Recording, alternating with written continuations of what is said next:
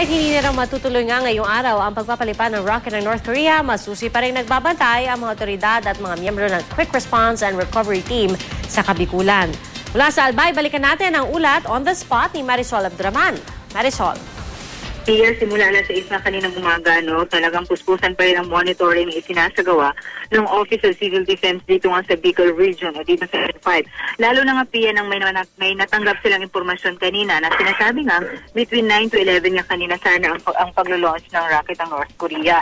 Pero sa kabila nito ay agad na rin inalerto ng OCD nga ang mga Quick Response and Recovery Team. Ito nga yung grupo na naatasang mag-recover sa mga debris kung sakali nga na may babagsak dito sa rehiyon.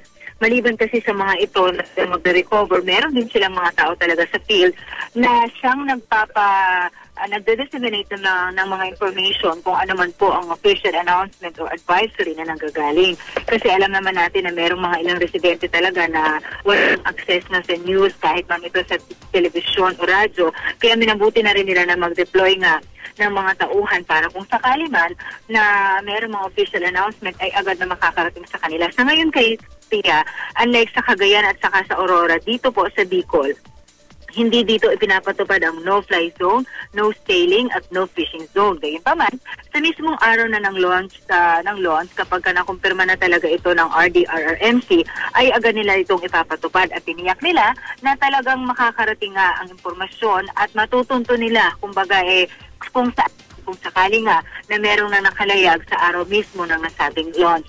Sa kabila nito, hindi pa rin maiwasan piya ng mga ilang residente dito sa Bicol ang mangamba sa hindi pa rin dito sa napipintong rocket launch na ng Korea.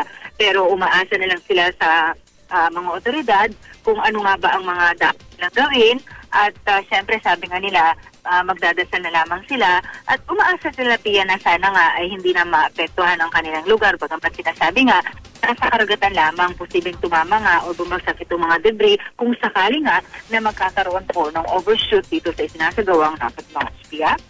Maraming salamat, Marisol Abduraman.